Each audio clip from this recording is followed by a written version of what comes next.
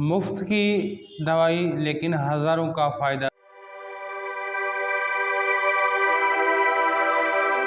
मकई की फसल में एक खुदरू पौधा उगता है जिसको उर्फ आम में छोटा धतूरा या कोकल बुर के नाम से जाना जाता है। इसका बॉटनिकल नेम ज़ैंथियम स्ट्रोमोरियम है। इसको हिंदी में छोटा धतूरा कहते हैं, गाघरा कहते हैं, संख्या होली कहते हैं और इंग्लिश में इसको बुर वेड कहते हैं, कॉमन कोकल बुर कहते हैं, ब्रॉड बुर कहते हैं इसको, और बुर डक कहते हैं। ये इंग्लिश ज़बान में इसके मुख्तलिफ नाम है। बुर डक धतूरा भी इसे किलोथ बुर भी कहते हैं और कोकल बुर भी इसे कहते हैं। इस दवा का इस्तेमाल अमेरिका और चीन में मुरव्वज रहा है। पागल कुत्ते का काटना यानी कि एंटी राबीज के तौर पर ये काम करता है। बुखारों में ये बहुत ज्यादा मुफीद है। मलेरिया बुखार में मुफीद है।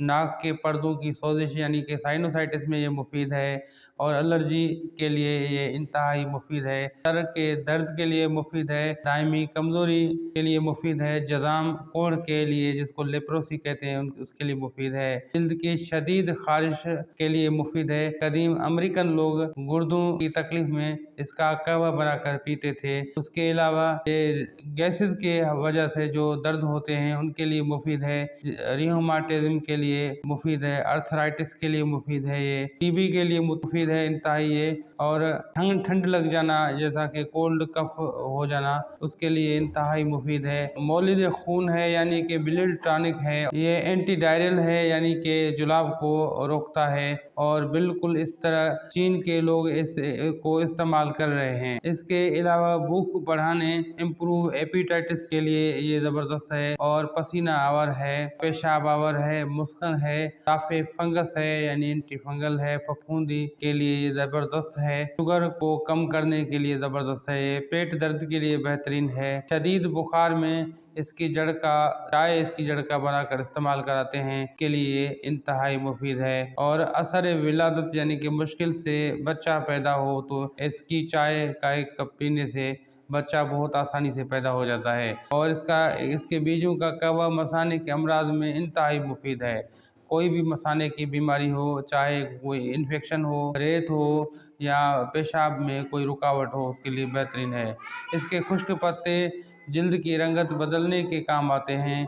इसके बीजों में तेल पाया जाता है यानी खुश्क पत्तों में इसका जो है सफ़ो अगर आप इस्तेमाल करें, अगर उसको दाखिली इस्तेमाल करें या खारजी इस्तेमाल करें, ये आपकी रंगत को निखारते हैं। इसका लेप भी बनाया जा सकता है और खारजी तौर पर भी इसका लेप लगा सकते हैं आप, और दाखिली तौर पर ये बतौर सफ़ोफ या चाय आप इस्तेमाल कर सकते हैं। इससे आपकी रंगत में बहुत ज़्यादा निखार पैदा होता है।